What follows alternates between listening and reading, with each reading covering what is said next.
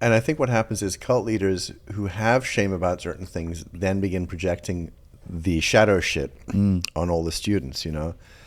I'm seeing more and more as I look at cults that the appearance that the cult leader has, everything they're doing is to armor against the shame inside. Like everything.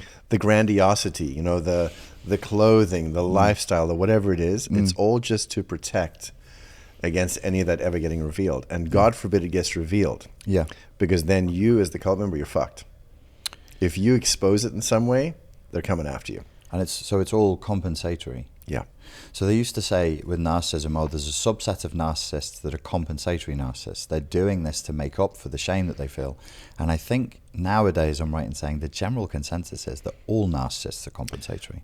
All of them. But what happens that I see with cult leaders, I'm not saying it's different than narcissists, but with cult leaders, is at a certain point they have such a tremendous lack of awareness of a shadow that they become absolutely messianic.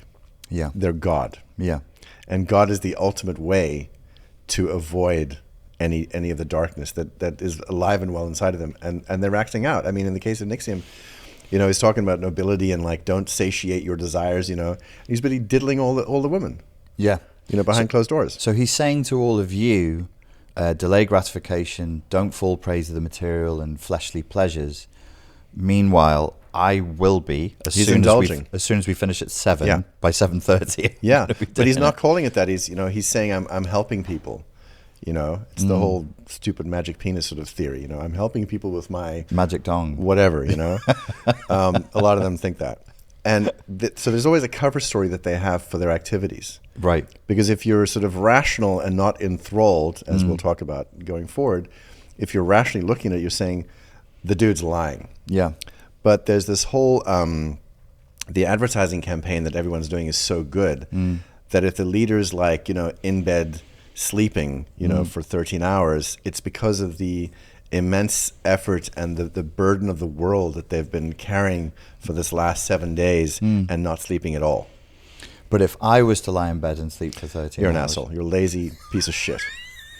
You satiating little fucker. So... I mean, this is just like a narcissistic family because you would have, say in a narcissistic family unit, you'd have one child who is the golden child and one child who's the black sheep. The golden child cannot do wrong because everything they do is right. Yes. And the black sheep cannot do right for doing wrong. And yes, you can see exactly the same behaviors. Like this child fell asleep for 13 hours. Oh, they've studied, they passed their math test and the dance recital. Wonderful, wonderful child. Rest my child. This one, lazy fucker. Yes. 13 hours. Yes. So useless. Get out. And Yes. it's the same exact behavior Yes. through a split lens. It's the splitting again. Exactly. And like, I'll give you an example, just to jump ahead. Like Ranieri had this thing about commitment. Ranieri was my cult leader. You have to build your level of commitment. That's what it's all about. You commit to the thing and you commit for life.